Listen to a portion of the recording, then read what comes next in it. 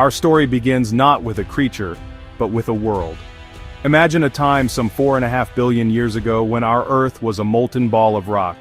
It was a violent and chaotic place, constantly bombarded by asteroids and comets from the vastness of space. Volcanoes erupted with unimaginable force, spewing gases that would eventually form our first atmosphere. There was no air to breathe, no water to drink, just a swirling, fiery crucible. This hostile environment, seemingly devoid of any potential for life, was in fact preparing the stage for the most extraordinary story ever told. It was a beginning of unimaginable turmoil, a foundation of fire and rock upon which everything we know would be built. Over countless millions of years our planet began to cool. The intense heat slowly radiated away into space, allowing a solid crust to form on the surface. As the world settled, the water vapor that had been trapped in the atmosphere began to condense. Great torrents of rain fell, not for days or weeks but for centuries, creating the first vast oceans. These primeval seas were not the blue, teeming waters we know today. They were a chemical soup, a rich broth of minerals and compounds dissolved from the young planet's rocks. It was within this ancient, watery cradle that the first, most crucial ingredients for life would gather, stirred by undersea vents and energized by lightning striking from the stormy skies above. It is in these primordial waters that the miracle of life began to stir. Simple chemical compounds, bombarded by the raw energy of the young sun and relentless lightning, started to link together. They formed more complex molecules, the very building blocks of life itself. These molecules, called amino acids and nucleotides, were the first letters in the great book of life. They drifted and swirled in the oceanic soup, a collection of potential waiting for a spark of organization. This process was not inevitable, it was a matter of chance and chemistry, a fortunate series of events in a specific corner of the universe. The Earth had provided the perfect laboratory for this grand experiment to unfold. And then, something truly remarkable happened. Against all odds, some of these complex molecules found a way to create copies of themselves. This was the dawn of replication, the fundamental property of life. Perhaps they were enclosed within a simple membrane, a tiny bubble of fat that separated them from the surrounding water, forming the first primitive cell. This single, microscopic entity was our oldest ancestor, the common relative of every plant, fungus, and animal that has ever lived. From this one humble beginning, a lineage would stretch across billions of years, branching and diversifying into the magnificent tapestry of life we see around us on this planet today. It was a quiet, microscopic event, but it was the most important one in Earth's history. For nearly 2 billion years, life remained a simple affair. The oceans were dominated by single-celled organisms, tiny bacteria floating through the water. They were masters of survival, adapting to every available niche in their watery world. One group of these bacteria, known as cyanobacteria, developed a truly revolutionary skill: photosynthesis. They learned to harness the power of sunlight, using it to create their own food. As a byproduct of this process, they released a gas that was once poisonous to most life forms: oxygen. Slowly, painstakingly, these tiny organisms began to transform the entire planet, pumping oxygen into the oceans and the atmosphere, changing the world forever. This new oxygen-rich world presented both a crisis and an opportunity. For many early life forms, oxygen was toxic, leading to the first great extinction. But for others, it was a source of immense power. Some cells evolved a way to use oxygen to burn their food for energy, a process far more efficient than anything that had come before. One of the most significant events in our entire evolutionary history occurred when one simple cell engulfed another, but instead of digesting it, they formed a partnership. The smaller cell became a permanent resident, a tiny power plant living inside the larger one. This was the birth of the complex cell, the ancestor of all animals, plants, and fungi. This new type of cell, with its internal power stations, had the energy to do much more. It could grow larger and develop specialized parts. Eventually, another incredible accident of evolution occurred. Some of these complex cells, after dividing, did not separate. They remained stuck together, forming a colony. At first, all the cells in the colony were identical, each one fending for itself. But over immense stretches of time, certain cells began to specialize. Some became responsible for movement, others for feeding, and others for reproduction. This division of labor was the first step towards creating a truly multicellular organism, a body made of many parts working as one.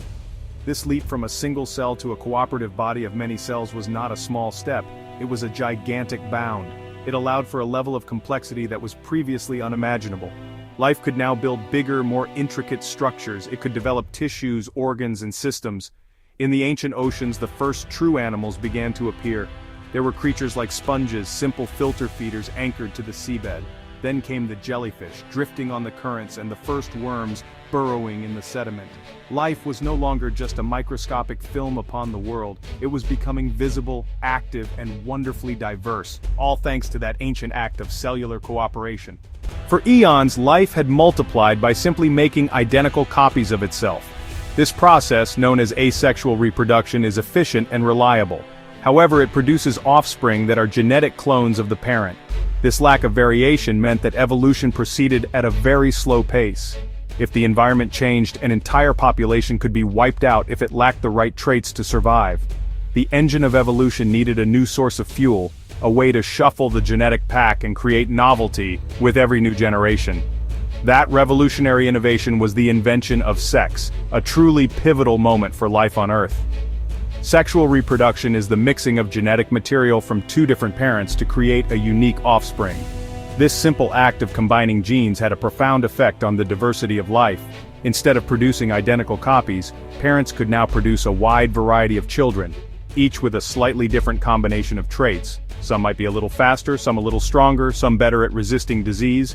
This genetic reshuffling dramatically increased the amount of variation within a population. It was like giving evolution a vast library of new designs to work with, allowing life to experiment and adapt at a much faster rate than ever before. This newfound variety was the key to survival in a constantly changing world. When a new predator appeared or the climate shifted, a sexually reproducing population had a much better chance that some of its members would possess the right combination of genes to cope with the new challenge. These survivors would then pass their successful genes on to the next generation. Natural selection now had a rich tapestry of traits to act upon, favoring those individuals best suited to their environment. This powerful combination of sexual reproduction and natural selection fueled an explosion of evolutionary creativity, a period known as the Cambrian explosion. During the Cambrian explosion, around 540 million years ago, the oceans erupted with an astonishing array of new and complex animal forms. In what seems like the blink of an eye in geological time, the ancestors of almost all modern animal groups appeared. There were creatures with the first hard shells and exoskeletons, the first active predators with complex eyes, and a bewildering variety of body plans. This burst of life was driven by the genetic possibilities unlocked by sexual reproduction. The world was no longer just populated by simple worms and jellyfish. It was now a bustling, competitive arena filled with weird and wonderful creatures, each a unique experiment in the art of survival. For more than 3 billion years, life had been confined to the water. The land was a barren and hostile place, baked by harsh ultraviolet radiation from the sun and, well, devoid of moisture. To leave the safety of the ocean was to enter a world of extremes. Yet the land offered immense opportunities, untapped resources, new spaces to live, and freedom from aquatic predators. The first pioneers to venture out of the water were not animals but humble plants, likely related to modern mosses and liverworts. They clung to the damp edges of rivers and coastlines, developing waxy coatings to prevent themselves from drying out and simple root-like structures to anchor themselves. These first land plants began a slow but monumental transformation of the terrestrial world. As they spread, their roots broke down rock, creating the first soils. When they died, their decaying matter enriched this soil, making it more fertile for future generations. Most importantly, as they photosynthesized, they continued to pump oxygen into the atmosphere, building up the protective ozone layer that shields the Earth's surface from the sun's most damaging rays. They created a new, more hospitable environment. They were the architects of the landscape, preparing the way for the animals that would eventually follow them out of the water. The first animals to crawl onto land were likely arthropods, creatures with hard exoskeletons and jointed legs like ancient millipedes and scorpion-like creatures. Their exoskeletons provided support for their bodies outside the buoyant water and helped prevent them from losing moisture. They found a world full of food in the form of the pioneering land plants and decaying organic matter. But the greatest challenge was for vertebrates, our own ancestors. A fish out of water faces immense problems. Its fins are not designed to support its weight, its gills cannot extract oxygen from the air, and its skin will quickly dry out. The transition was made possible by a group of fish known as the lobe-finned fishes. These remarkable creatures had fleshy, bone-supported fins that were the precursors to legs. Some of them also had a primitive lung, allowing them to gulp air from the surface when the water they lived in was low in oxygen. Over millions of years, driven by the pressures of competition and the lure of the land, these fins gradually evolved into limbs. Gills were slowly replaced by more efficient lungs, skin became tougher and more resistant to drying out. Creatures like Tiktaalik, a fossil discovery that beautifully bridges the gap between fish and amphibians, show us how this incredible transformation happened, one small, adaptive step at a time. With life firmly established on land, a new era began. Amphibians gave way to reptiles, which developed a crucial adaptation, the amniotic egg. This self-contained private pond allowed them to lay their eggs on dry land, freeing them completely from their dependence on water for reproduction. This innovation allowed reptiles to conquer the continents, and one group in particular would come to dominate the planet like no other. They were the dinosaurs. For 150 million years, they were the undisputed masters of the Earth, evolving into an incredible array of shapes and sizes, from the colossal plant-eating sauropods to the fearsome Tyrannosaurus rex. During the long reign of the dinosaurs, another group of animals lived in their shadows. They were the first mammals, small, shrew-like creatures that were mostly nocturnal. They scurried through the undergrowth, hunting for insects at night while the great reptiles slept. To survive in the cold of the night, they evolved two key features: hair for insulation, and the ability to regulate their own body temperature, known as warm-bloodedness. These adaptations, along with a keen sense of hearing and smell, allowed them to find their niche in a world ruled by giants. They were small and seemingly insignificant, but they were biding their time, holding the genetic potential for a very different future. Then, 66 million years ago, the world changed in an instant. A massive asteroid, some 10 kilometers wide, struck the Earth with the force of billions of atomic bombs. The impact triggered global earthquakes, volcanic eruptions, and colossal tsunamis. A cloud of dust and debris was thrown into the atmosphere, blocking out the sun for months, perhaps even years. The planet was plunged into a prolonged dark winter. Plants could no longer photosynthesize, and the entire food chain collapsed. This cataclysmic event spelled the end for the dinosaurs and roughly 75% of all species on Earth. It was a mass extinction of almost unimaginable scale. However, destruction for one group meant opportunity for another. The very traits that had helped our mammalian ancestors survive in the shadows now became their greatest assets. Their small size meant they needed less food to survive. Their warm-bloodedness and fur coats helped them endure the cold, dark climate. Their diet of insects and grubs remained available while the large plants disappeared. When the dust finally settled and the sun returned, our ancestors emerged from their burrows into a new world, an empty world, free from the terrifying reign of the dinosaurs. The age of reptiles was over, and the age of mammals was about to begin. In the wake of the Great Extinction, mammals flourished. They rapidly diversified, filling the ecological niches left vacant by the dinosaurs. They grew in size and spread across the globe, evolving into the magnificent variety we see today.